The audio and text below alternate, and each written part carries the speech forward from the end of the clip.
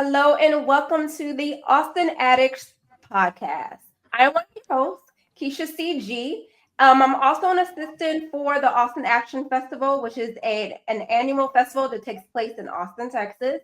So I'm going to let my other co-hosts introduce themselves as well. Ben, you're Yeah. up. I'm last. Okay. I'm All right. last. Okay.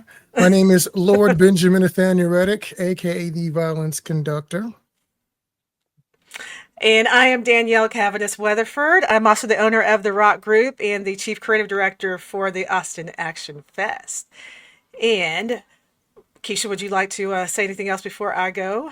No, I am good to go. You are set All to take right. off. All right, we have a special guest in the house. Action Addicts, you're not just tuning in to a regular podcast. We don't do regular here at the Austin Action Fest Action Addicts Podcast. You're stepping into a story that starts in a small North Carolina town in a tiny home packed wall to wall with 12 family members raised by a tribe of strong, warrior-hearted women. And at the center of it all, a little boy with a spark in his chest and a dream in his eyes. That boy is now Maurice Moore. And his story isn't just about more, it's so much more. More heart, more grit, more purpose, more action. From being cast in The Color Purple by Steven Spielberg, a life-shifting moment that ignited a fire to creating Motivate Pictures, a multi-award winning production company with a global footprint stretching from Austin to Spain. Mo has never stopped moving, never stopped building, never stopped believing. But this just isn't a career. It's a calling.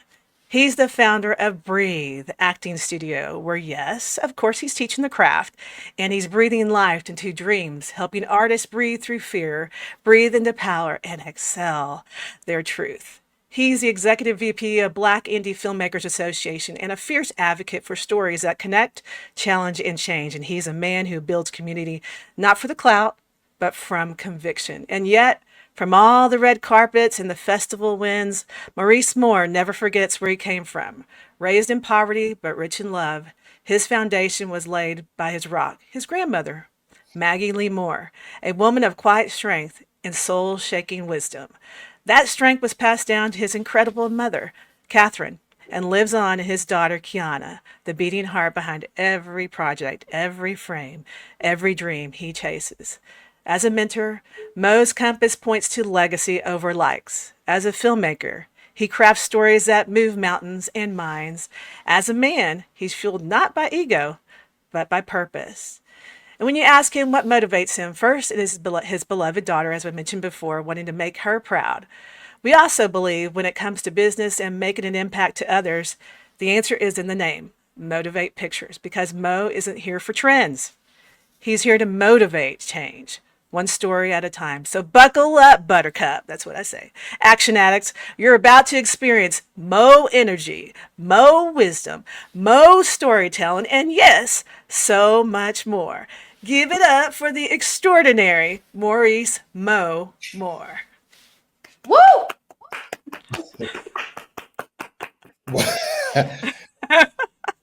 Wow. Welcome. Thank you. You're welcome. I've never been introduced like that before, and I'm good to go home because I'm about to cry. I don't even know if I can even finish this. Thank you so much. That was absolutely fantastic. And bringing up my grandmother and my mom and my aunties and my daughter, that hit me already. So I'm grateful. Thank you very much. I'm excited to be here. It's really good to see you guys. Awesome. Well, welcome. We're glad to have you here with us. Thank you. Turn it over to you, Keisha. All right. That was amazing. Like always, Danielle, thank you so much. So Mo, whenever we start off our interviews, we want to hear like your origin story. We want to hear how you got into filmmaking. So can you tell us that? What was it that brought you into being a filmmaker?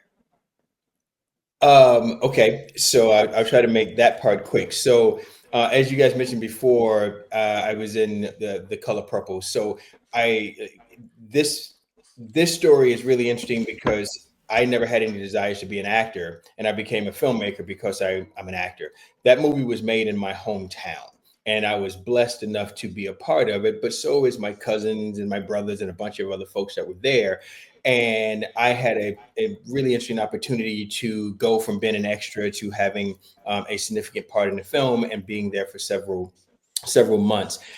What happened was the folks that were there, I never thought that, hey, I really wanted to be an actor, but the people that were there treated me so much more than this little kid. So the stars and the celebrities that were there really embraced me and kind of treated me like a colleague. They would talk to me and share things with me, and I would spend time with these incredible people that you guys all know from the movie. And from 8 years old until I went to college, I knew that I wanted to be an actor, but I had no acting opportunities after The Color Purple. So from the ages of 8 to 20, I knew I wanted to be an actor. That was my focus and my goal, but I had no outlet to do it, but it was a part of what I was going to do. So I went to college, football scholarship, and I found out at 20 years old that I actually didn't read very well. I didn't read past the fifth grade level, so you couldn't be an actor if you couldn't read past the fifth grade level. I had a great opportunity that, if you want to talk about later, to become a better reader and then become a better actor. So I went to the Denzel Washington, Robert De Niro School of Acting because I watched movies all day, every day. That was my thing, and that's how I learned to train. And at that point in time, when I went off to another college and I really was able to train as an actor, got my theater degree, and I just wanted to be an actor, and I was going to move to LA or New York, but I had an opportunity to end up in Austin. And when I got to Austin, the challenges were I can be an actor, but there just weren't a lot of roles for people that looked like me in Austin, right? There weren't people making opportunities and creating and writing parts for me specifically. So it was important to me to figure out a way to work as an actor. So I wrote my first screenplay in college.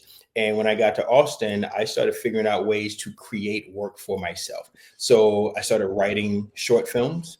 I put together two different small independent production companies where I was just gathering any resources that I had from writers all the way down to editors. And I said, hey, we're going to start making some movies.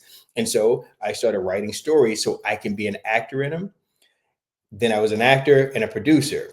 And then ultimately, I wanted to direct. I was directing a lot of theater at the time, and I really felt like that I could do this. And so I started writing and directing and then acting, and it just kind of bloomed from there. So everything for me as a filmmaker started with me giving myself an opportunity to be an actor, because an actor was what I was doing first and foremost. And in order to get those projects off the ground for me to act, I had to create the whole world of filmmaking. And that's how I became the filmmaker and the producer that I am today. And acting is still probably first in my heart.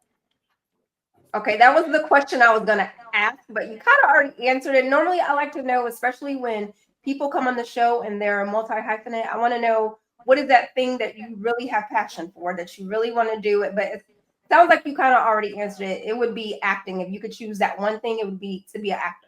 Yeah, people ask me that all the time because I do a lot of those things. People go, what do you think you're best at? And what do you love to do?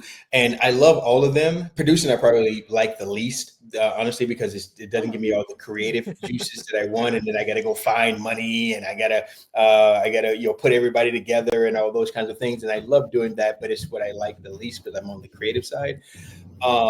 Acting, I'm just a nut for it. Like I love being an actor. I embrace it. That's why I have Breathe. I love creating characters. I love storytelling as an actor. I love working with other artists in that way.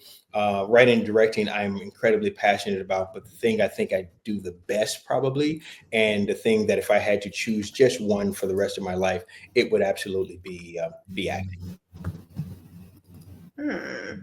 Okay. I have a question really quickly. Real Awesome. quickly, because you mentioned breathe a second ago. And so when I think of breathe, I mean, obviously there's breathing, you're taking in breath, there's calming the mind and stuff like that. I'm curious on what it means to you to breathe. It sounds simple, but it is the most important thing to me in life and in creativity. And that's why it's called Breathe. One of the things in when I work with actors, or I talk to actors, or even tell myself, one of the things that actors do is we forget to breathe in moments that we really need to breathe, or we don't know how to breathe properly because we're in our heads, or we're in our bodies in a way that doesn't allow us to relax and enjoy the process in the moment. And so I'm always going, you're not breathing, you're not breathing, you're not breathing. And obviously they're breathing in a certain way, but not in a way where you can be relaxed to tell the stories that you want to tell and be the person in real life or the character that you absolutely are striving to be. And for me, whether I'm doing yoga or working out or directing or acting, I have to remember that breathing and breathing properly is what's going to help me do the best work possible. Mm. And it's important that artists actually know that, because we get so tight sometimes because we're trying to do it right or get it right that we forget to breathe. Mm. And it's the lifeline. It is truly the lifeline to success in all areas to me. And I know that sounds kind of simple because we're breathing, but not a lot of us really understand the importance of breathing correctly. Oh yeah, You it know, is a that's lifeline to interesting. everything. Yeah. Go ahead, Ben. I've got to breathe right now because I don't know if you saw my face about 2 minutes ago. Like everything was fine until we started doing the show, and then someone is just banging on the outside of my house. Someone was trying to get my attention, and I'm like, I'm working. Evolve. It's like there's 1 hour where I need you to not make a bunch of noise over and over again because I ignored them. And they did it right as we're kicking the show off. So That's right funny. now, this is me doing my woosah to get back in the zone. Continue. All right, Keisha, it's throwing it back to you. Thank you. Thank you for answering that. That's great. That's great. It's truth. Yes, yes, thank you so much. And thank you for talking about Breathe. And I wanted us to also share some information about that. Can you tell us what all Breathe has to offer for actors? Yeah, absolutely. So I've Breathe has officially been around since 2014. Once I moved back to Austin from Los Angeles, but as a teacher, I've been teaching for 30 years. I'm really old. And so when I when I created Breathe back here, my goal and my number one focus was I felt like before I moved to LA, I lived in Austin, then I moved to LA, and then I moved back to Austin. And the talent pool that was here when I lived in Austin in the late 90s, early 2000s, I thought was tremendous. And so I knew that there was a lot of talent here. And so to come back here and be a part of helping the push for actors and artists was something I really wanted to do. And so Breathe was a part of that for me, is helping actors grow into being not only the best actors they can be, but my goal is that they can go toe to toe with major movie stars. Like my brain works in that way to where the under fives or the extra stuff doesn't mean anything to me. It's how do we get you to a place to where you have theater training or classical training right here in your own backyard, so you have the confidence and the ability to where when you get a significant part that you can grow into that and really go toe to toe with the opportunity to work with some of these major actors. And so I teach Breathe in that manner, right? So it's important that we create that. And I teach 8-week sessions year round, except for when I'm in film production, which is also challenging because I'm the only focused teacher there. So when I'm in the middle of a movie, I can't teach, and that becomes kind of a thing. I have to shut Breathe down for several weeks or a few months, and then I have to come back. But I teach actors from all ages. The focus right now, because I teach in the evenings, usually around the youngest I have a 17-year-old now, all the way up to 70, 80. And we train in my own practice. I have a patent method called the Mo method. And I now teach that specifically. And that allows actors to it's the 5 elements of truth.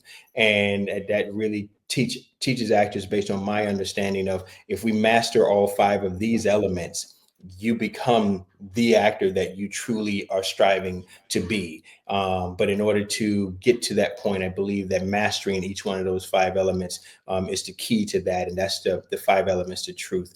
So that's what I teach at Breathe, and no matter what level you come in at, I work with all different levels at the same time on either night that I teach, because I'm more of a one-on-one, very hands-on teacher. So whatever level you come in on, whatever work I give you, I give it to you specifically. And everything that you learn, you can learn from being a beginner all the way up to an incredibly experienced actor. And that really works for the team. And we've built a really great family at Breathe. Breathe has done really well. And we have a core group of people that are just passionate about working with me and working at Breathe. And I don't consider Breathe just a studio. Breathe is a family. And anybody that you to who's worked at Breathe, they know that they're family. They come to my house and we eat brunch and we hang out and we go to movies. Like it's a real family. Like it's important to me. Awesome. Actually, you said five. You said the 5 elements. It made me think of like 5 deadly venoms. Then it made me think of the five elements of hip hop. So 5 comes up a lot when it comes to the core and the elements of things. That's actually really awesome. And just totally unrelated to all this, I see the Kobe Bryant book behind you. I happened to, I think this morning I put up a post about Kobe Bryant and how I didn't get the inspiration from other, like I'm not a big basketball fan. Like I played, but I didn't watch a lot of it. I wasn't a huge fan of his when he was alive, but I've been learning so much more about him and the Mamba mentality after he passed. So I have a lot more respect for him now that I know so much about him. Like, what's something in that book that you have back there that like why is that on your shelf right behind you? What's going on with that? You know, what you said is actually very similar to me. Like I'm a MJ fan, Michael Jordan fan, because I'm older, so I'm a junkie for Michael. Michael's here, right? So Mike's here. And Kobe, when he was playing, I was not a fan so much simply because of the comparison to Michael Jordan, right? But not because he wasn't great. And the later stages of his career, and then certainly after he passed, I made sure I spent time learning about the man, and then the Mamba mentality certainly became a part of that. But what he went through, what he had to do to focus to become great, everybody can't do. It's one of those things to where he understood who he was and what his objective was, and he wasn't going to let anything, anybody, or any situation keep him from doing that. And in a very humble way of me saying that, that is very much me, because I was not supposed to come from where I came from and do some of the things I've been able to do. And I am just that guy that no matter what, if it's gonna get done, and it whatever the challenges are, I'll figure it out. So I don't rest until I figure those things out. And Kobe is the very definition of that for me. And I am such a fan in the last 5 years of him, the man, that I'm learning way more than any basketball work. Like I watch him and I watch highlights and say, Kobe was great. He was dope. That's not the dude that I'm supporting. I'm supporting the dude mentally and emotionally that went through whatever he needed to get to that point, and it inspires me and motivates me. So I get my motivation anywhere that I truly can, because I want to be a motivator, and I want to be motivated by individuals that are somewhat like-minded to my process, and that's what's in that book. Okay, that's awesome. And I think one of the stories that really made me respect him and Michael Jordan was they were talking about the two of them discussing how a game between them would go, and they were like doing it on a sheet of paper or like in their minds. And I'm going like, that's crazy. Like that's kind of wild. But the fact, like the dedication to your craft and to whatever it is you're doing, to take it that seriously. I've learned in later years from running a business and being involved with people in bigger endeavors, that's rare. And that's what you want. That's who you want to be, and that's what you want on your team. So yeah. So when we talk about what happens at Breathe, that's something that I preach all day, every day, every class. I want artists in general to know, not just actors, but artists in general to know, if you want to get to a certain level, you have to do the work. And every now and then I run into actors who like the idea of being successful, like the idea of making a certain amount of money, like the idea of being a movie star, as opposed to mastering your craft. And when I talked about my 5 steps before, I said we have to master all 5 of them. You have to master the first one before we go to the second one. Master that in order to get to the level that you really truly want to get to. And that part is truly crucial to me when it comes to who we want to be in life in general, as opposed to, I like doing this and it's a hobby, but I want to have all the success that comes with the hobby, as opposed to, I want to be on the level that truly separates me from everyone else. And in order to do that, we got to put in the work. So I say, hey, if you want to be a better actor next week than you are tonight, Tuesday night, you came in and you did your work. In order for you to be a better actor next Tuesday, you have to work Wednesday, Thursday, Friday, Saturday, Sunday, Monday, and again Tuesday before you come to class. And if you work that much, you'll be a better actor next week than you were tonight. But you can't go home Tuesday night and then work on your scene or your monologue on Sunday night or Monday, thinking that you're going to come in with all these incredible new ideas and things are going to, it won't happen. Now you're going to fake it and you're trying to push something. But if you really want to master something, you got to do that work no matter what. You can't have excuses. We can't make reasons why we're not getting the work in. And that's what Kobe and Mike, that's what they say to me. And that's how I kind of approach every day of my life and everything that I'm trying to accomplish. So do you have, so Michael Jordan and Kobe Bryant, I used to play basketball. So both of them were people that I really loved watching. For the record, Mo, there's nothing that Daniel has not done. It sounds like, man, it's in houses. like I get it, dude. You know what it is? I'm really curious, and I love to try to master everything. I can't. But I'm kind of 007-ish, you know, at times. Like so there you go. Like Martial arts. Do you have any martial arts background? Because that's kind of what happens in the martial arts world as well. Stage move. So what's really interesting about that, and Ben, we should really talk, because it has been an itch that I've been wanting to scratch for my entire life. So I started out 6, 7, 8 years old in some martial arts classes. And it was something I really loved. And by the time I got to maybe 10, my mom took me out. We really couldn't afford it. That's really what it kind of came down to. And it has always been something I've been incredibly passionate about. I'm a Kung Fu theater guy. I'm teaching, watching the old black and white black belt theater, Bruce Lee, Chunky, and Nut. And I just never was able to get back to doing that. But it has always been a passion for me. But I also understand the discipline that it takes. I've always knew the discipline and understood the discipline that it takes to master, to get to a certain level, to grow through your belts. And that's always been maybe a subconscious motivator for me, because it is something that I've always wanted to get back to and do, but also always respected and understood from a young age to now. So in some sort of way, I believe that I am connected to that. That's awesome. That's awesome. You know, Keisha, I don't know if you have something you want to go to. I know Joe has some. Joe Barajas is one of our team members as well. Yep, we miss Joe. Joe's at a wedding, getting ready to be at a wedding this weekend. But he wanted us to tell you that he's sorry he's missing you, and much love and respect is what he also says. He wanted me to ask you. You know, you have Antioch, right? And you have your Motivate, right? Do you still have Antioch? Anik. Sorry. Yes, it's Anik. And everybody says it's Antioch because they don't know, and that makes all the sense in the world. But just real quick, Anik is my daughter's name spelled backwards. Oh, that's awesome. Her name is Kiana. Oh, yeah. Yeah, So her yeah. name is Kiana, and it's her name spelled backwards because, as you say, everything I do is for her. And so I Yeah. had Unique before I had Motivate, and it was what I was producing under when I was in Los Angeles. And so it is there. It's Motivate umbrella is kind of all the things I'm working on. So, but right now the primary focus is Motivate. All right. So I remember Anik is unique. So it'll Unique stay in my is head. unique, So then exactly right. Motivate.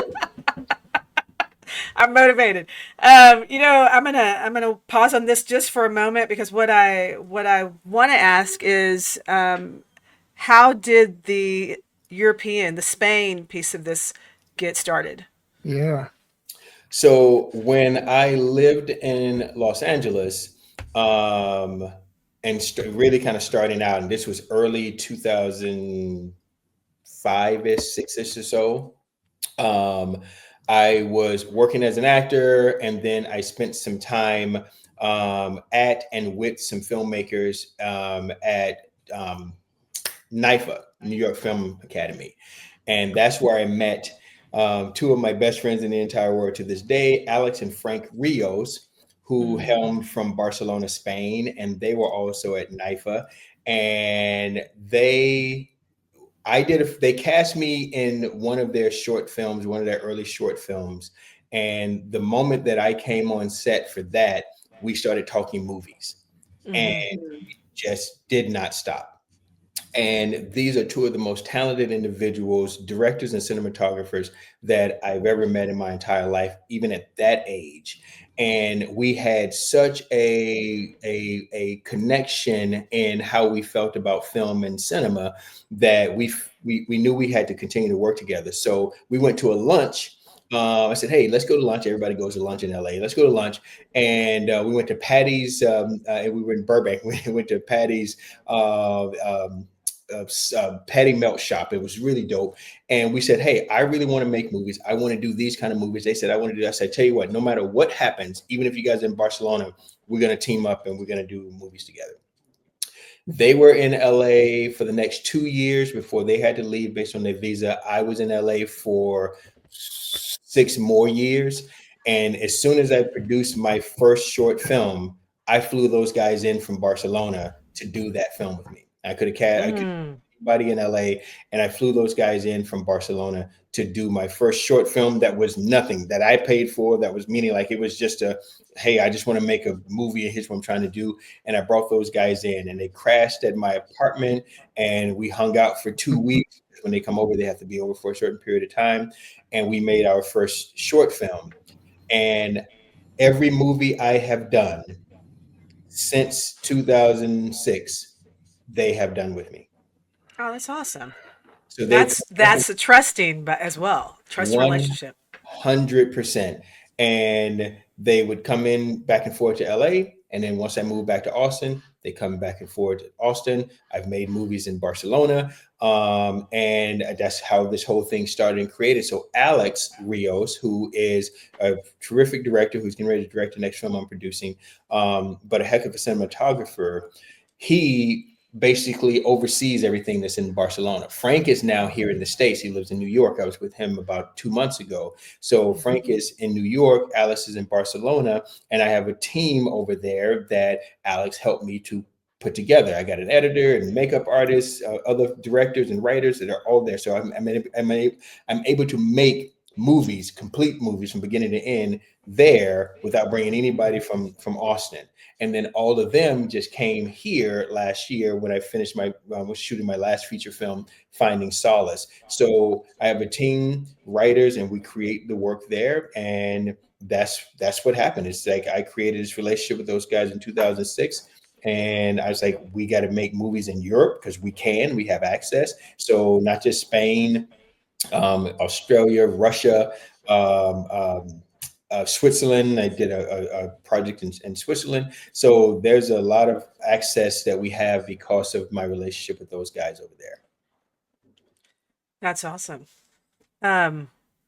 So you have a lot of projects that are happening, and Joe wants to know what your process. I'd love to know his process, is what he says. and what's next for him. So we'll get to what's next, but he would love to know your process of how you go about choosing a project, how everything that, as much as you'd like to share. Okay. It depends on the project at this point in time now.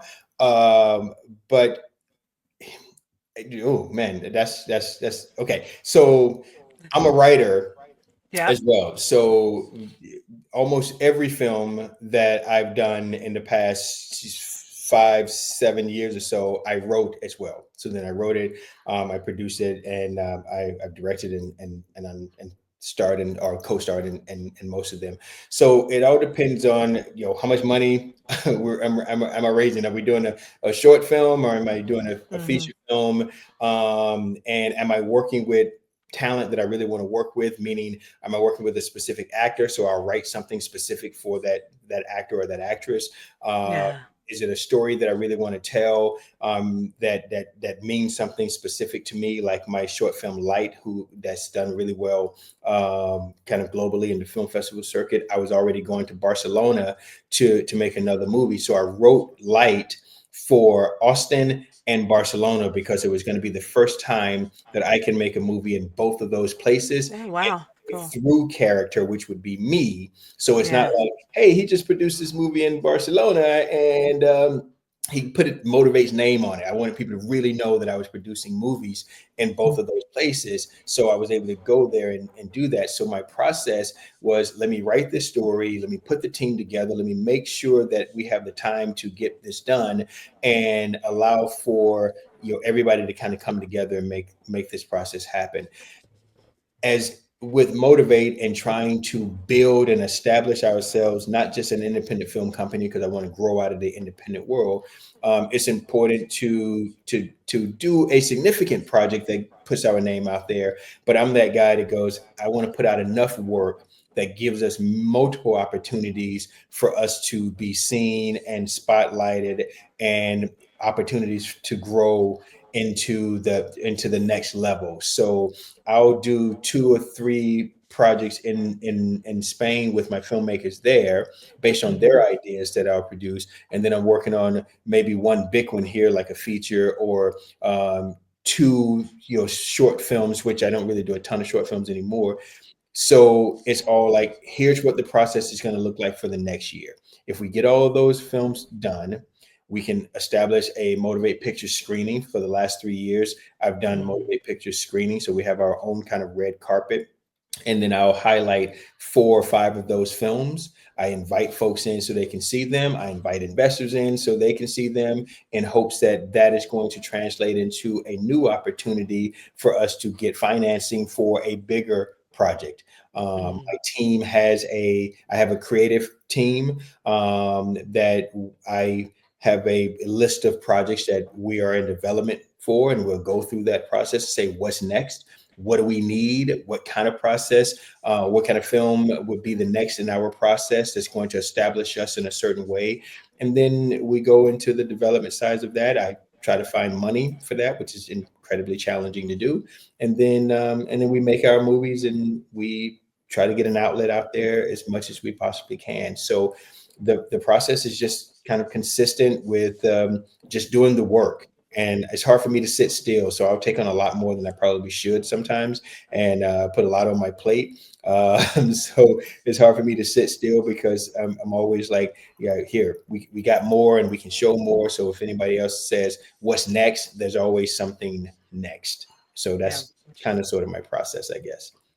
How many do you usually film through each year? If I'm putting both sides together, let's just say over the last 3 years, if I'm putting both Barcelona and Austin together, I'm averaging a minimum of 4 a year. I have 8 short films currently in the can, done, that haven't seen the light of day at all, haven't done anything with them. I have a feature film that I'm just releasing now, and I am in pre-production for 2 films and 2 films that are waiting. right? So my goal was always to say, hey, I have a film in development, a film in pre-production, a film in production, and a film in post. That's a lot. That's insane. That is a lot. But that's what my goals are. And because I have access to the filmmakers that I have, then those guys can be making films in Barcelona and or here, and I don't have to physically be there all of the time. So Okay. it's a little bit easier for me. I shouldn't say easy, that's not the right word. Since I don't have to physically be there like a producer generally is all the time, I can do multiple projects at one time because I have people that I trust that's getting the work done, and then I'm constantly zooming and on connected with them in whatever way I need to be to make sure those projects are getting taken care of. How long did it take you to get to the point where you had something in every stage of development? Like at what point do you think you got to where the machine was, well lubricating, kind of moving that way? Probably 3 years ago. And I've been working at this like we all have for a very, very, very long time.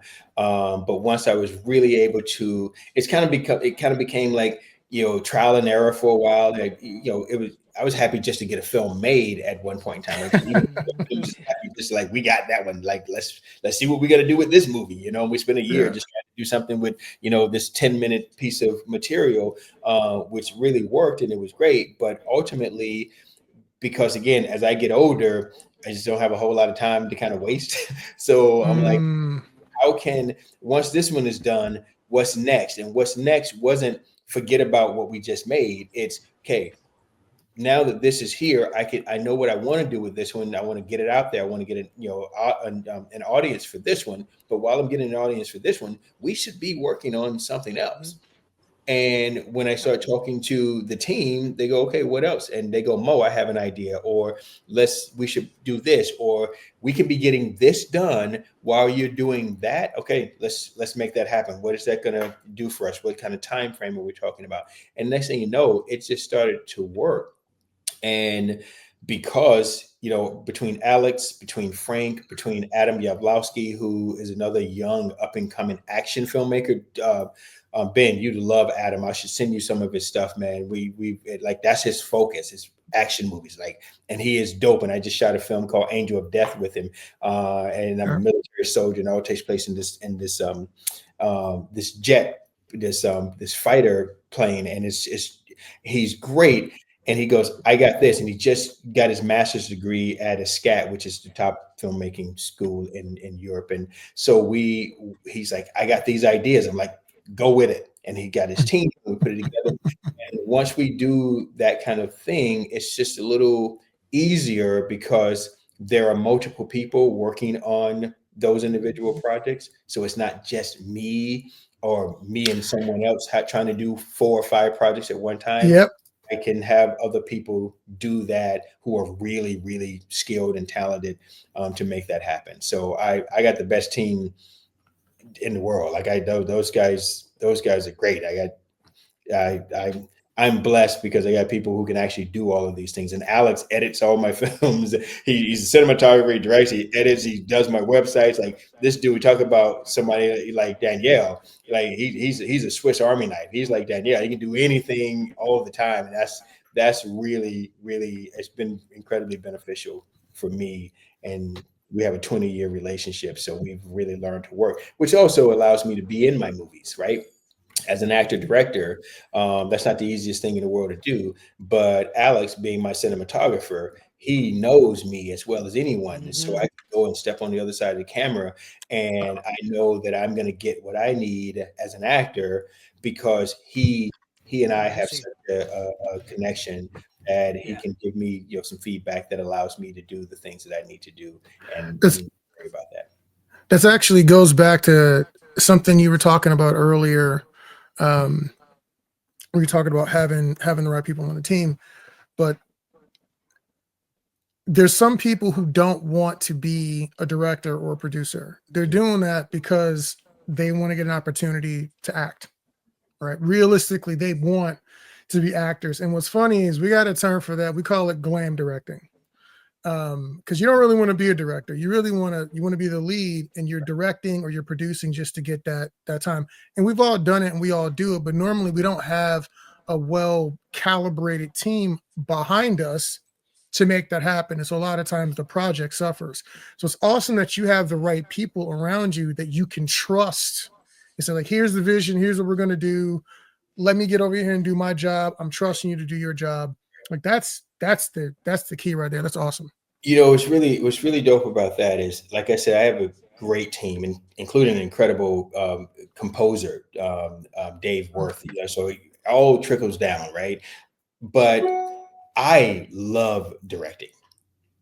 Am I good at it? I don't know, man. I hope so. I like to think that I'm pretty good at it, but I love directing. And like I said, my least favorite is producing, but I still love that. And the reason why I bring that up is, as much as I want to be an actor, telling a visual story and being the guy behind the camera and having that eye is really, really crucial to me because of the visual aspect. But I also get to work with actors, right? I get to challenge these actors and put them in positions to help them be what they need to be within this story. And that's really important to me. But the producer side, based on what you're saying, is one of the most important parts to me is I actually get to hire people. That's the greatest thing in the world, Awesome. right? I get to actually give opportunities. So Alex is getting ready to direct his first feature film, but he's directed, 80 short films. The dude is amazing.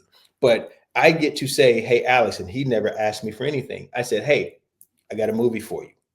You're directing it. Here it is. Read the script. Tell me if you want it. Because now I get to just sit back and be a producer. And I told him, I'm going to produce the heck out of this film because I want you to succeed, because I want people to see you as the next thing. And that part is really important to me. So I don't do any of the things because I want to be in front of the camera, do these things. As an actor, when I first started out, I needed to work as an actor. I really wanted to do that. But as time went on and I grew into understanding what I think my calling is to create and to bring people together, to motivate, to storytell, no matter what avenue that storytelling comes from, writing, directing, producing, acting, and it doesn't matter. So there's no envy. There's no, I need to be seen. There's no jealousy. I don't need to be in my movies. If there's something that I need to do or want to do in my movies, it's simply because that's a choice I make. But if I get a chance to create and produce and let other people work, that is 100% dope for me. And I'll save other projects because I really want to do that particular project. But I'll put as many people to work as I possibly can. Adam Jablowski, hey dude, what's the next film that we're going to do so you can actually do this? That's why I produce in Barcelona. I do it because I want those guys to work. If I didn't want to do that, I wouldn't be sending resources and doing the things over there. I'd keep it all here and like, let's make this movie. But it's like, no, like let's figure out what's good for us as a company and as a team. And that's how that comes about. That is awesome. That is awesome. I love, I mean, our tagline is like, if we can't do business, there is no show. And part of doing business is making a viable product so that we can get the money to do the next project so you can hire more people. Mm-hmm. So we love hearing people who enjoy doing that show loyalty to the day ones and that are going out of their way to produce something that allows you to hire and cut. I tell people all the times, my favorite day is the day I'm cutting checks, not for me, but to other people, because it means I did something valuable and worthwhile. If I'm able to have enough money to pay you, that means if we got together and did something that had actual true value. And I think that's what I agree with you. I think that's why I'm here. I don't know about everybody else, but I think that's what I'm on earth to do. It's a beautiful thing, man. It's a beautiful thing. I agree with you. Purpose to help other people have a light, let their light shine. I think all of us have a similarity in this market that we're in right now, in the Austin market especially, and elevating each other in a way that is not typical because Hollywood's Hollywood. So I don't know what you mean when you say I want to advance out of indie, but I want you to tell me what that means in a second. Okay, sure. But we all see talent here. We see opportunity, and a lot of it is fragmented and trying to help each other to have more visibility, not necessarily have our light shine all the time, but have other people's light shine. But to bring this community together a little bit cohesively is one of those things that is a passion for this group in particular. And so whatever we can do to help you to do more of that, vice versa, yeah, let's make that happen a little bit more. Go ahead. I'd love to do that in any capacity that we can figure out how to connect that way. And let me say this, because this is really important for me to share when it comes to Breathe, and we're talking about giving opportunities. Yeah.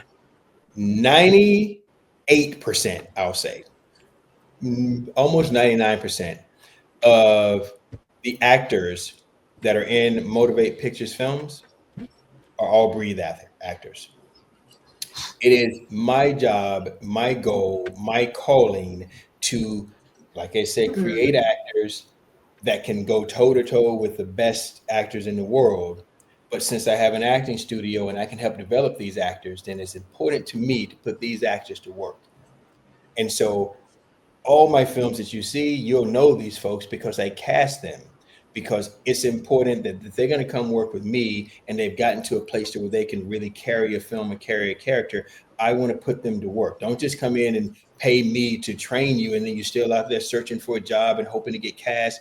I have an avenue, and Breathe is for me a factory moving into Motivate, and they go hand in hand. And when actors do get a chance to step away and go outside of Austin to work, LA, New York, Atlanta, those kind of things, they're still going to have a home to come back to. And I've helped them go away and do that. And then they come back and we'll work together and build something again. And so that's me trying to give back to this community that, like you're saying, that I think is so incredible, because we are in Austin, and I chose to come back here. I could have stayed in LA. I chose to come back here because I believe that I could build something here that could be sustainable and successful here with the talent.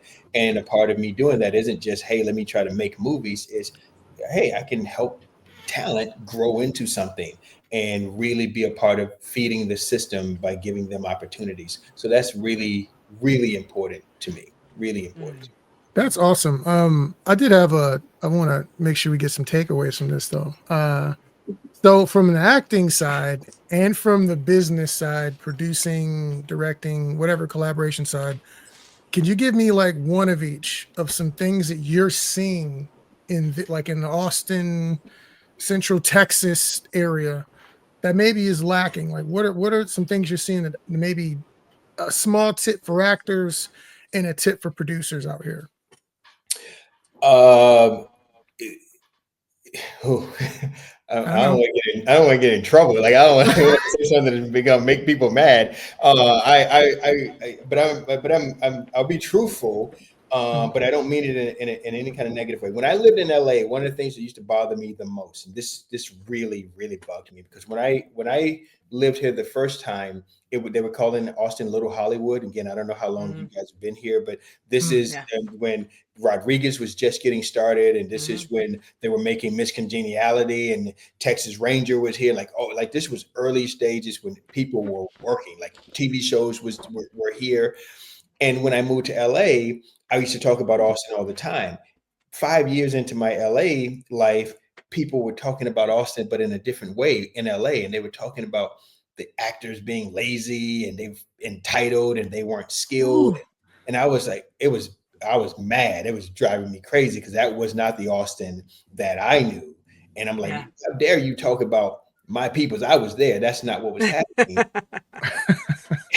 Yeah. But then every now and then I could kind of sort of see what was kind of sort of happening. And I had multiple actors talk to me and say, hey, Mo, can I meet with you? And I want to know if you think I should move to LA because, and there's only one actor out of probably 50 people I sat down with at any given time that I said, hey, I think right now you could go to LA and do okay, do well. Everybody else, I was like, hey, you know what? There's probably a little bit more work you can do here in Austin. But those people went to LA anyway. And then the reason why that was frustrating to me is like, then I get the phone calls of, Mo, I shouldn't have come out here. And yeah, but then their Instagram goes, actor life. And I'm like, yeah, but you're at the beach. You're not on set. And so Oh no. the reason why I say no. that, and I'm sorry, I apologize, but the reason why I say that is because as actors, based on what I was saying before, I don't know if all the actors are taking this art, this craft as seriously as they should. And because there's so many, it's the opportunities are so few and far between. Okay. To miss an opportunity when you do get that pretty decent audition, when these good casting directors are stepping up for you and getting you in front of these filmmakers or these producers, and then we don't have the skill set that really allows us to separate ourselves from the average, and then we're upset about it or don't know, or our agent isn't doing enough for us, and that kind of thing. I'm going, no, you're not developed yet because you're not taking it as serious. And so for actors, again, especially if opportunities are going to show up based on what happened yesterday and the bills are passing, and we got to be ready. We got to be ready because they're coming. Otherwise, they're going to be shipping talent in like they have been from other places when that talent pool is right here. And I would want that to stay here, and people really speak about us in a way of going, hey, we can compete with anyone. From the producer side of things, and I certainly say this respectfully because making movies is hard, man. Like it's hard.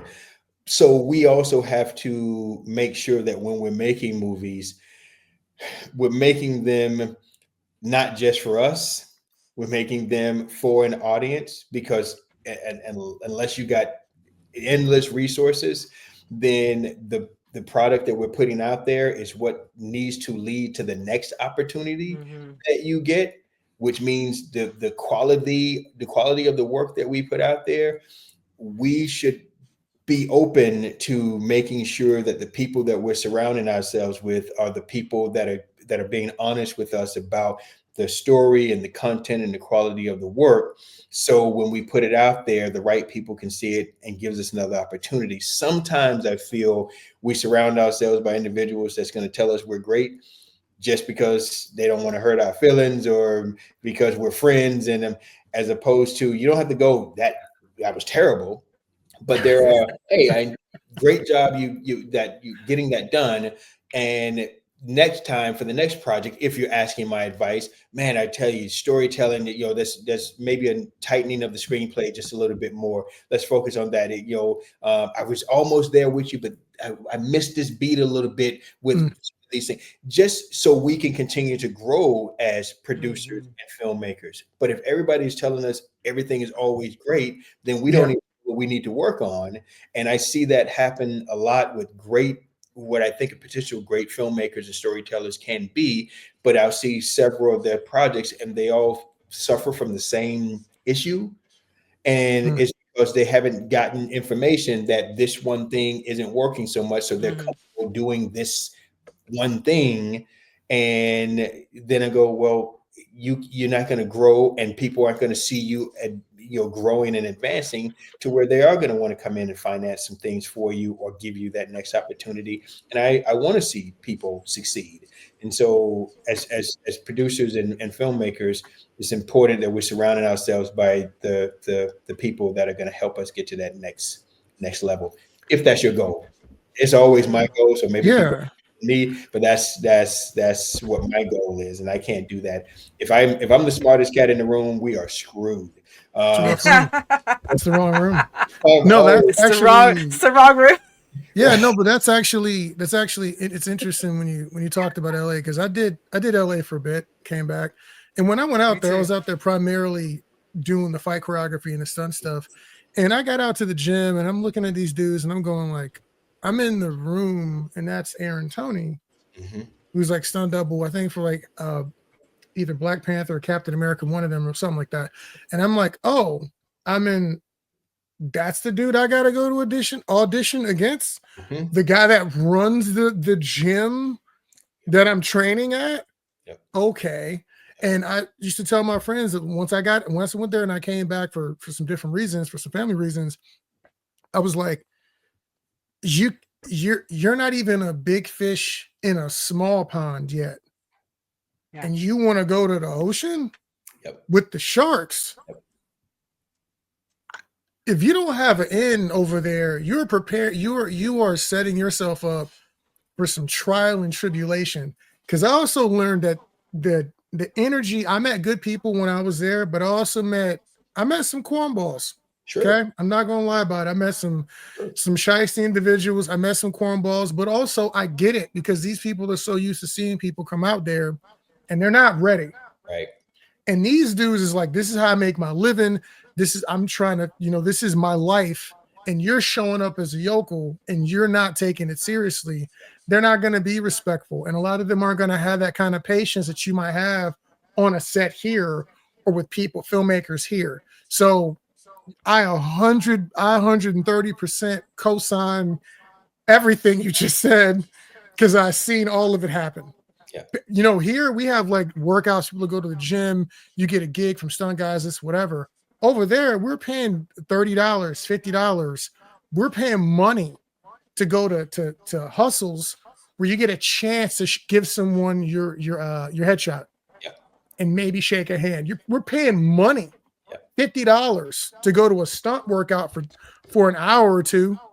So this dude just scooped up 20, 30, $2 or $3 grand running a little workshop for an hour or two because you're trying to get in front of this producer. You're trying to get in front of this guy. So here in Texas, you don't normally have to do all that. So I try to tell people like, man, you got to milk this for everything it's worth before you head out there and want to deal with the cannibals, bro. Yeah. People think it's easy, and that bothers me especially about acting, not necessarily producing and directing, but especially about acting. A lot of folks, sometimes sit at home and they see what folks do on TV and they go, I can do that, and then they may be a little cute, they maybe have some hotness to them and they think, I got the look. I got a guy that ran into me the other day, said the same thing, because I've never acted before, but somebody told me who you were and that I should come and talk to you because I know that you produce movies and you have classes. And my friends told me that I should be an actor because I got this look. And he's a handsome guy. And he's a handsome guy and has nice eyes. And I'm going, so you coming to talk to me? Mm-hmm. Bro, you got work to do. You want to really talk to me about what work are you willing to do to get to a place to where anybody would even want you to be in front of them, as opposed to it looks easy and I like the idea of being an actor. That doesn't work for me. We get the same thing with when you talk fight choreography and stunts with people. One, they think being the stunt guy is the same as being the action hero. And I'm like, no, the stunt guy is the guy whose face you didn't see, who got thrown over the table. First and foremost, that's what you're going to be doing. A lot of that. I said, second of all, great, you can do a backflip. Can you do that backflip 30 times in a row the same way? Because that's what they're going to need you to do on set. It's not, can you do it once? Anybody can do a move once. To do stunts, you have to be able to do it safely, accurately, repetitively. And people are repeatedly. Many people don't know that, but it's the same thing as the acting side. It looks easy when you see the final cut, but you didn't see the 45 takes that they had to do to get that one cut. So, and it also reduces the folks that have done the work to be the best actors that they can be, or the best stunt people they can be. For anyone to just show up thinking that they can just do what we do, or it takes away from the folks that spend all their time and their focus doing this. If it seems as simple as anybody could do it, and that bothers me, because it's important to me that people understand the craft and the amount of work and time to master what it is that we do. So taking that for granted is that I have a real issue with that. Off topic, I feel the same way about rap music. I'm not a professional rapper, but I came up in Killeen, Texas. Okay, we used to freestyle. Okay, we all thought we had bars. and I would hear musicians. I would hear people. So it's funny. Moving to Austin was funny because in Killeen, I'd hear people say, "Yo, I'm a musician. I'm a rapper. I'm this," and I listen to their stuff and be like, "Yo, this ain't even good. This is, let alone professional. Like, this is not good." And then when I got to Austin, and you had like real musicians, and they would say that, and I'd be skeptical. Right. And then you're like, "Oh, I'm in a different place, and these people really do take this music very seriously." And they are very, very good. So I had to like change my view of when people say that to me, like to start taking them seriously. But I feel the same way. As like anybody can pick up a microphone and say something, and you might even have a cool line, and you might even have a cool voice, but that doesn't make you a rapper, because you're not a professional and you do not take it seriously like a professional does. Man, there are some rappers out there that don't need to be out there. That is very true. Look, saying. I agree with you, and I don't call them rappers, because I'm like, dude, if I can freestyle better than your written verse, yeah, you need to put the mic down. Yeah. Put it down. Yeah. You know, a while back, I was acting a while back, and then I was doing well and doing great, and then breast cancer hit me, and after that, the creativity and everything's still there. What I notice is, and you mentioned it, you kind of alluded to it a little earlier. My reading is very different now. It's very hard for me, and it's almost like I need to go back to training. To learn a new way to read. What was working for me before doesn't work the same. So so I might be knocking at your door because I haven't gone back to any classes in years. So I'd love to work with you. That'd be fun. That would be fun. I want to talk about real quick finding solace. Sure. Yeah, I would love you to talk about it. Go ahead, elaborate for us. It's done now. Finding Solace is a psychological thriller. So it came to me one way and it ended up in another way. So some folks brought me a script that was called something else and said, "Hey, Mo, I would love for you to produce this movie and direct it, and you should even be in it. So would you read the screenplay? And if you don't like the screenplay, you can do a rewrite to it." And when I read the screenplay, it had a lot of issues, most screenplays do. So I talked about a kind of a complete rewrite. So I did a complete rewrite over the course of a year, and I was shooting another feature film at the time. So I did a rewrite to that screenplay over the course of a year. We're in the process of really getting ready to make this movie happen. And then a month, 3 weeks before we got ready to shoot, my funding got pulled. And that was not a fun thing. And we had everything was set. Every locations were set and everything was set. And so I had to work a little magic and find a significant amount of money in a very, very short period of time. And I was able to do that, talk to my team and said, "Hey, we're still going to make this movie no matter what." And I pushed back 6 months, and then we went into production a year and 2 months ago or so. And when I rewrote it as a psychological thriller. My two favorite movies of all time is Seven and The Usual Suspects. Okay. Those are my two favorite movies of all time. Okay. And so I decided I was going to put Seven and Usual Suspects kind of together and create this psychological thriller. But what was really important to me was I also had some social commentary that was very important to me to speak on. And that was some race issues that I still had kind of in the pit of my stomach based on some of the things that had happened in 2020. In 2020, I started writing a screenplay after George Floyd, and it was an angry, angry, angry piece of material. Like it was, and I was like, I cannot make this movie. I'm not even going to finish writing it. So I threw it away. And this story kind of showed up and gave me a chance to feed a little bit into that, just a little bit, while I was telling kind of a different story. And I was very excited to make this movie, and I shot it in Austin, Dripping Springs, Columbus, Texas, and somewhere else, and around Austin. And it's now done. I am currently doing the festival circuit. I did have a theatrical release opportunity for it, which I would do now after the festival circuit, because we've done so well over the last 2 years, in particular with these last two films globally with the festival circuits and some of the awards, and it's given us a ton of exposure and some acclaim that is just going to do nothing but help us more when we go out to the distribution world for this particular film. But it takes place around these two sisters who one is an two sisters who are estranged from each other. Am I saying that right? One lives in Austin and she's a police officer in Austin, and the other one is in small town Texas, and their father dies, and it brings them back together. When they come back together, there's something that's happening within the town that needs to be investigated. There's some deaths that are happening unexplained, and we find out that based on these deaths that are happening at the time that they're happening has something to do with these two sisters and something that happened a very long time ago. So all these worlds kind of collide at the same time, not knowing how they're connected. And when we find out how they're connected, being that it's a psychological thriller, is a pretty fun ending to this story that has, like I said, some social commentary to it. Awesome. Ben, do you have the link? Yeah, let me pull that up for us real fast. All right, I'd love to.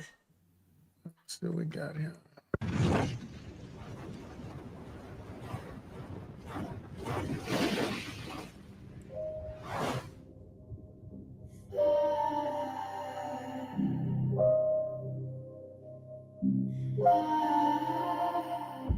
The red sun rose this morning. Dark skies pronounce your warning. Nowhere to run, nowhere to hide. Dances with the devil. Your power isn't special. We don't fit on your canvas. We burn it all to ashes.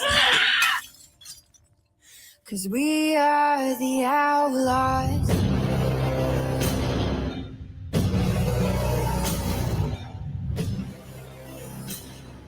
'Cause we are the outlaws.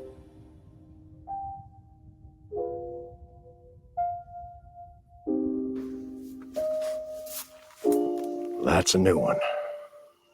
Yeah, you've been dancing with the devil. Be careful who you gunning for, cause when it settles, it's only pain and grief when you living lawless. We only chase it if the chance of profit's flawless. We keep our eyes on the weak, they know that they targets. Hunting for goodwill, we ain't looking for bargains. And you should say a prayer, ain't nobody praying for you. Cause if I want it, then it's mine, that's what I'm saying to you. If you faint hearted, you better leave. You try and cross me, then you dead to me. Cause I'm in the business of making enemies. Outlaws come alive in the nighttime. This is just the beginning.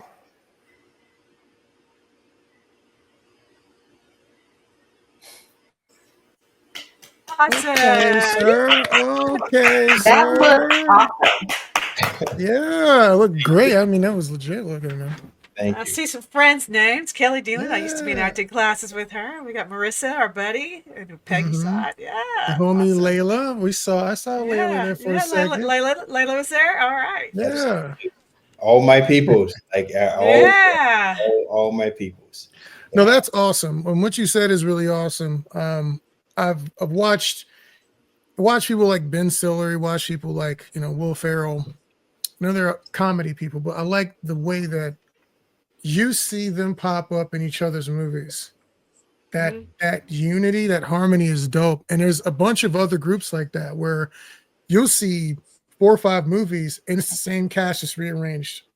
So Yeah. Kelly and Peggy are in my last feature, The Place She Dwells, which is done great, which I'll be distributing here after this last festival that it's going to be in a couple of months. Marissa is one of my students, and she came in kind of at the last minute because I couldn't wait to cast her because we needed to fill that role, and she was dope. Everybody in the movie is great. Layla's been in 3 of my films, and she's going to star in one of my other features. It's going to come up here real soon. So yeah, I try to work with, like I said, all breed actors, folks that I know. Like I keep it in the family, man. Obviously I'm casting outside of that as well. But when I know that I got good talent and great support and people can do the work, then I want to put those guys to work. Yeah. No, that's awesome. Actually, to be honest, when we did the Chronicles short, Layla and Marissa stole the show. That is, I don't even remember if Marissa was like my top choice for that particular role, but She was. she like, I mean, like She before was. before I'm talking about like before we even started. Like normally when I'm casting things, I kind of have somebody in mind for a role. Oh. And I'd seen her do something like that because I met her on an improv thing for Rodriguez because we were doing the Iron City thing. I was like, oh, she's real cool, and we stayed connected from that. But I had never seen her play the kind of role I needed her to play, like specifically. And she killed it. Like she killed it. And then Layla, when you talk to her, I'm not going to say what happened, but there's something that happened on set that made Layla become one of my favorite actresses. She told me a story about her mom. That's all I'm gonna say. Ask her when you see her. Okay. But she said something to me on set, and I was like, "This chick's hardcore. Yeah, I love her. We're gonna be good forever." So just real quick, Layla is one of my best friends in the entire world. Kelly's been one of my best friends for the last 10 years. Layla and Kelly both work at Motivate Pictures. Oh, they do. Oh. Okay. Kelly has this very well, both of them have a very special place, but I've known Kelly for longer. So Kelly's got a very special place in my heart. So, and me too. I was with her at lunch the other day. Layla and I were together on Saturday. Like when I say family, they're family. Peggy shot as well. I've known Peggy forever, and I'll put Peggy in everything I do as long as she is ready to work. Yeah, she's great. So yeah, these folks they're real family. That's awesome. And Ben, I definitely know what you mean about Layla. So I'll ask her about that, but I can only imagine. She's cool bean. She is for sure. Yeah, I saw her when we started doing training for that particular project, and she came to the gym. She came out to the shout out to the Jungle Movement Academy out in Round Rock. There's the boys doing parkour and everything out there. We do a lot of training out there when we get ready for movies or whatever. It's a good central location. But she came out there, man, she was hitting that bag. And I was like, okay. I got her connected. She ended up getting connected with Janelle to do some legitimate martial arts training. But like she was not playing around. She really wanted to show herself as skilled when we got to the action. So she was willing to come out some extra days and actually train. And that's a big thing, specifically in the realm I'm normally working in, which is action. Is like, yeah, I can teach anybody where to be and where to swing, but like that snap, that violence, you got to hit a bag. You got to get some repetitions in normally to get that if you're not trained in combat. So I always give respect to anybody who's willing to come out and do those extra reps to get that. So shout out to Lil. And Maurice, I wanted to say I admire what you've been able to do. When I first got into filmmaking, one of the biggest problems that I saw that people had was finding other people to be able to put the project together and get their work out there. And you've managed to do that over the years. I heard you say family. I've heard you say team several times. You've managed to do what so many filmmakers struggle with doing. So, I mean, what you've done with Motivate, I mean, it's amazing. You've done an amazing job. I gotta say that. Thank you. That means you've been around. That means everything to me, because you'll never see a post or anything that I say that is about me. Like I make sure that it is always about my team. And if I'm having some success, I'm making sure that I'm giving my team, my family, a ton of credit, because it says Motivate, and I created this whole that, man, none of this happens without the people that I'm surrounded by. I got the dopest friends in the world, and I say it all the time, like I am the richest cat on the planet because I got the best friends in the world. Like I am surrounded by the best people, and no matter what happens in my life, that makes me the richest person ever. And I know that I can't do any of this stuff without those guys. I'm the face, I guess, of that. But in the big scheme of things, the heartbeat of this is people like Kelly and Layla and Alex Rios for sure, and Frank Rios. Those are the people that make this whole thing work. I'll just get out there and then tell everybody I'm trying to talk to or get money from that I got these great people. That's why you want to get behind this. It's not me, it's these people here. And so I really appreciate you saying that, because it does mean a lot to me, because they deserve their shine, they deserve their light, and I want to be a part of giving that to them. That is Yeah. awesome. That is, Awesome. yeah, that's amazing.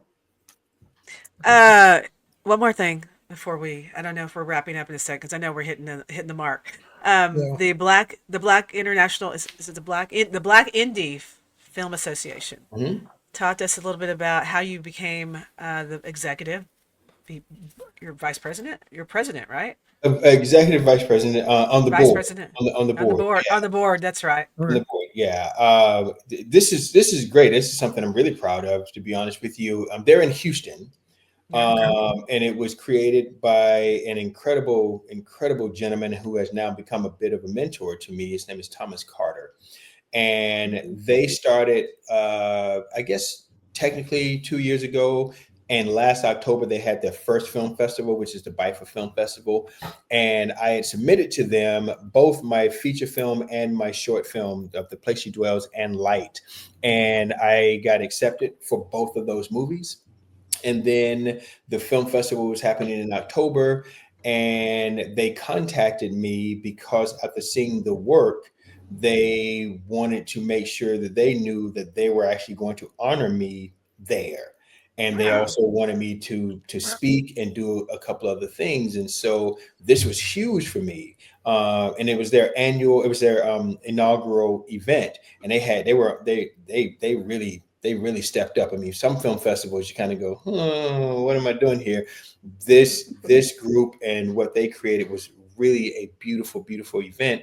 And I ended up winning this one here, Best Director for The Place She Dwells.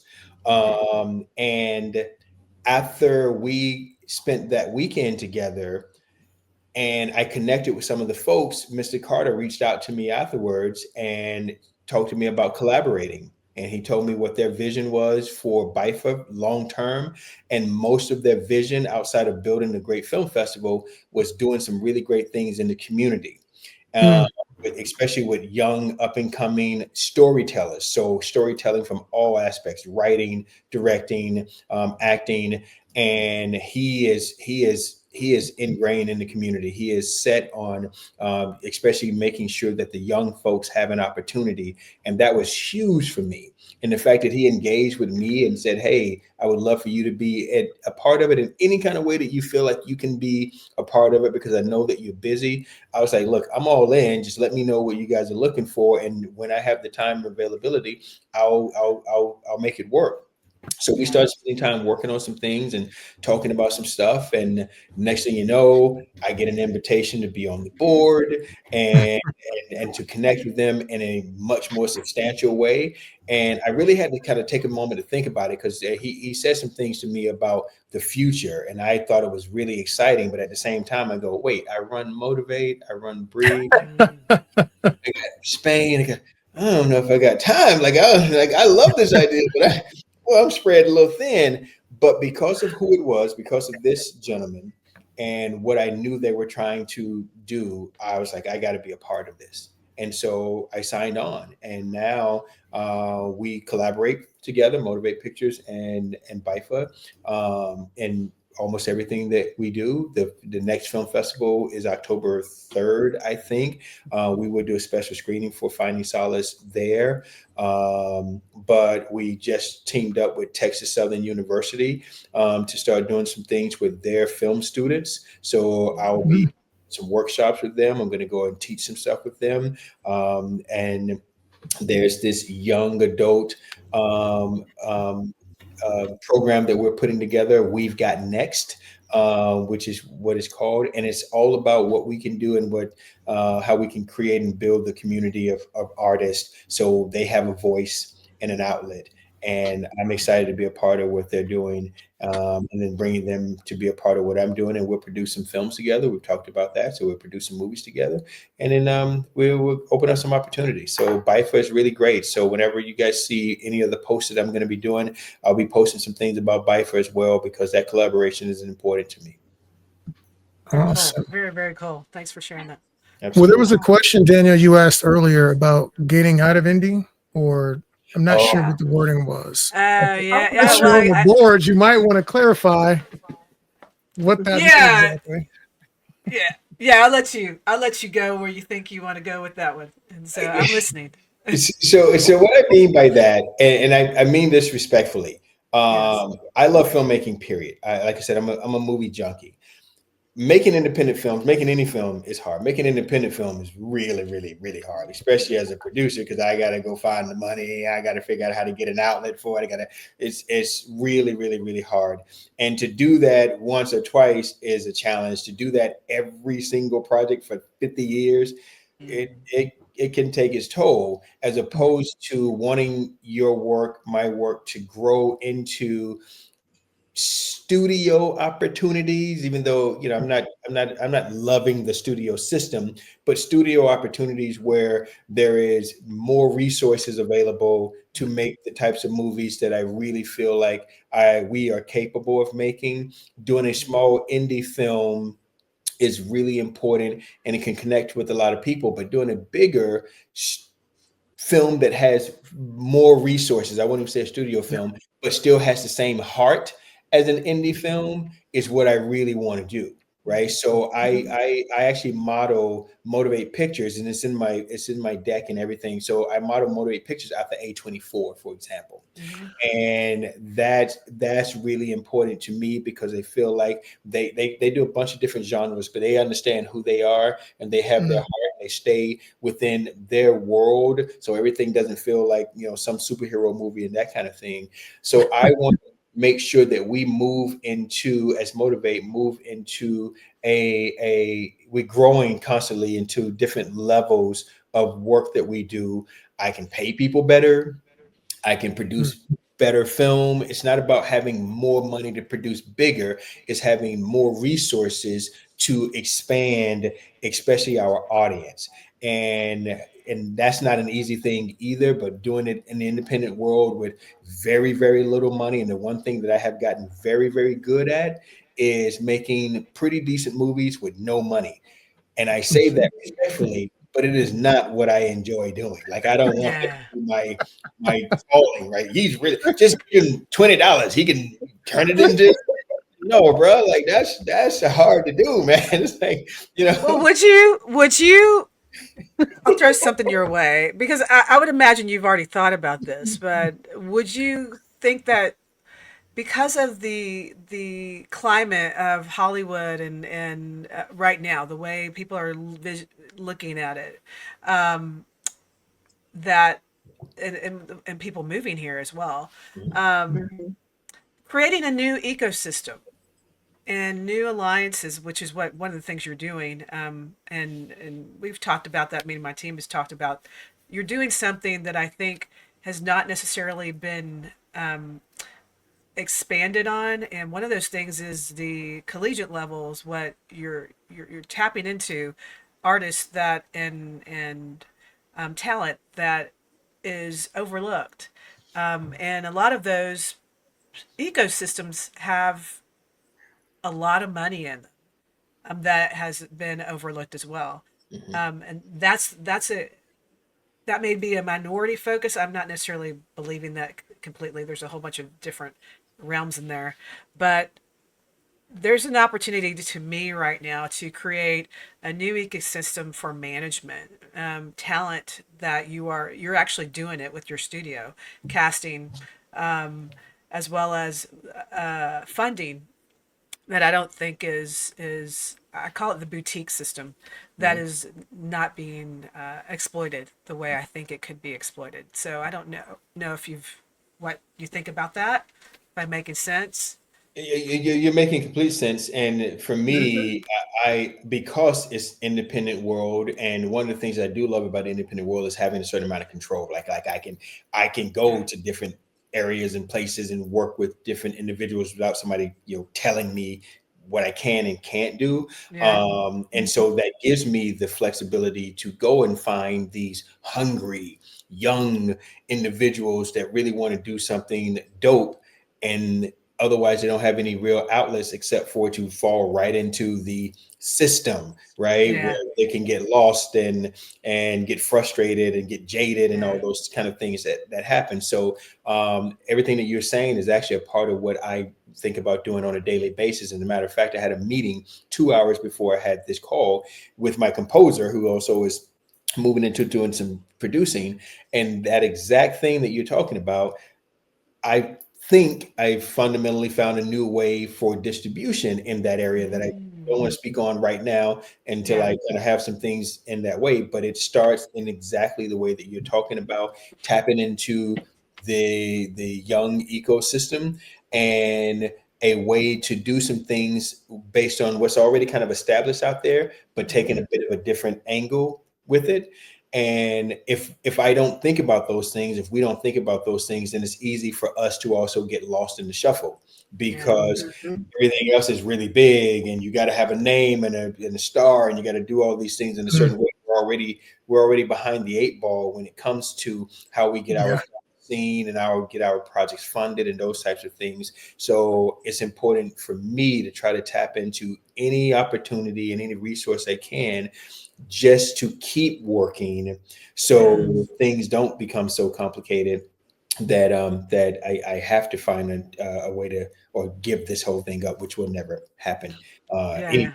But yeah, I'm with you 100%. You're 100% right about that. And there's a lot of resources out there. We just have to keep figuring out how to find what those resources are, not just financial resources, but talent and people who are, like I said, way smarter than me, that can go, hey, Mo, but if you do this, this could happen. If you, I go, I thought about that. Yeah. And that's crucial. That's crucial. Yeah. Is there like Thank you.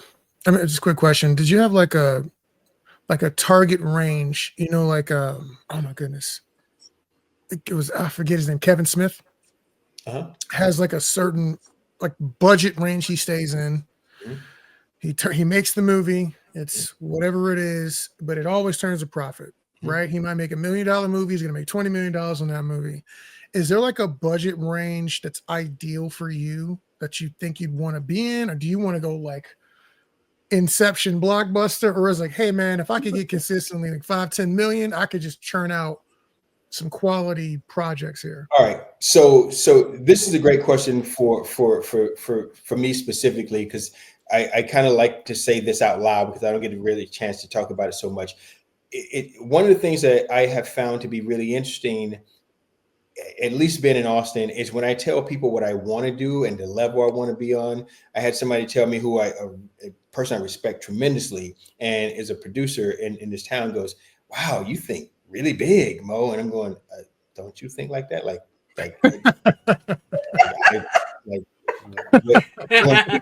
want to make 10,000 movies all the time?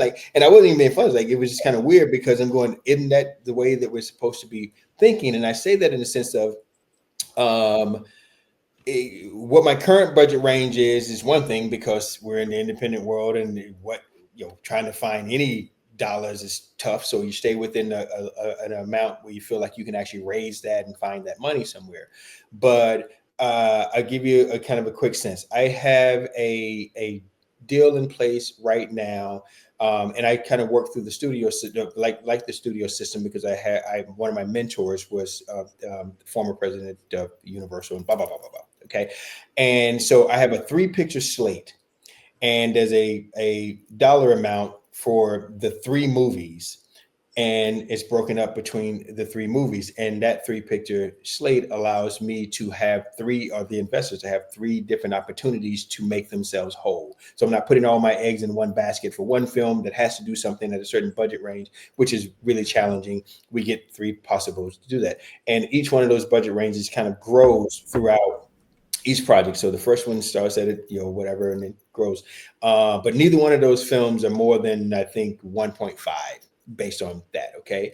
But my next film that I'm working on, that I already have the script for, is a $50 million film.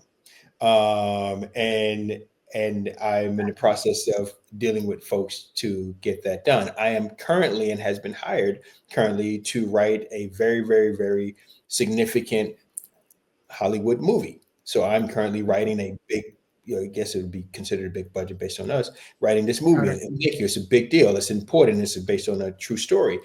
So my world isn't, is there a certain number? My world is the stories that show up, the stories that I want to tell. I want whatever access to the resources to make that movie. So it's not about the budget range. I'll happily do a Moonlight style budget, $2 to $4 million to tell a story like a Moonlight or a Whiplash. I'm all in for that. It'd be incredible and great. But if I want to do my sci-fi, action film, or the films that, and it costs $50 million, then I need to figure out how to get in that world to tell this story. I want to be a filmmaker. I want to be a storyteller. I want to tell whatever stories are possible for me to tell. And I love Mission Impossible. So I'm a junkie for those kinds of movies. If I can make Mission Impossible, then I want to make Mission Impossible. I'm not the guy that goes, no, I just want to tell my little, I want to do that too. I want to make movies. I'm a movie junkie, and whatever shows up is what shows up, as long as it falls within the realms of what Motivate Pictures' mission is. And Motivate Pictures is there for a reason. I'm a storyteller, and I want to tell stories that people can go away with and really, truly be connected to, and have some dialogue about once they leave my movies, and inspire them to want to be a storyteller themselves, or see the next film because they're getting something from it. And those budgets range from, $1 million to $50 million, especially if I got the right way of getting it out to the masses. And sometimes it's hard to get tiny budgeted films out to the masses. So we need bigger budgeted films to get into more movie theaters. So that's kind of what my process is. But I'm not afraid to say I want to do major budgeted films. It's just part of the process for me. Yeah. Fantastic. Thank you. It's awesome. That is so awesome. Well, Maurice, thank you so much for being with us today. We very much appreciate it. This has been amazing to talk to you. I feel like I've been learning a lot this past hour and a half. So I wanted to ask, was there anything any last information or anything you wanted to share before we go ahead and let you go? I'm just grateful. I'm blessed because you guys even asked me to be a part of this and let me have a voice on your incredible show, and for me to be able to recognize my team and the opportunities that I have. I just want to say thank you, because I'm just grateful and I'm blessed, and hopefully I get a chance to work with each one of you, either collectively as one big team or individually with separate projects. And I'm just going to keep doing what I'm doing, and y'all keep doing what you're doing, because this is really dope. And I got a lot of respect for you guys. So thank you very much. Thank you. I want to say we feel the same way. We're so blessed to have you with us. Thank you. Yeah. Thank you. Let's do it again. I'm all for it. Let's do it. Next film. I got you. All right. Absolutely. Awesome. Do you want Can to you show me share close? any of your social media, or where people can find you, or Finding Solace, or anything like that? Yes, on IG there's a Finding Solace movie page. Also on IG there's a Motivate Pictures page, which is I'm really bad at this. It is motivate.pictures. That's the Motivate Pictures page. There's also my personal Motivate page, or my personal Maurice page, which is Maurice.motivate. And then you can connect with me there, and on IG as well, Breathe Acting Studio. I'm there on IG as well. And on Facebook, it's just Maurice Moore. And also on Facebook, it's just Motivate Pictures. Habla español. Do you need to tell your Spanish or Spain's friends? If I do that and you guys knew how bad my Spanish was, then you'd be like, why does he have a company in Spain? So I won't even go there. I won't even go there. But thank you for the opportunity. You're welcome. We'll put some captions at the Yeah, well, we're gonna translate it. Awesome. Well, thank you so much for being with us. Keisha, you want to close this out? Yes. Thank you all so much for tuning in for our podcast today. And remember, Austin Action Fest is where the action is.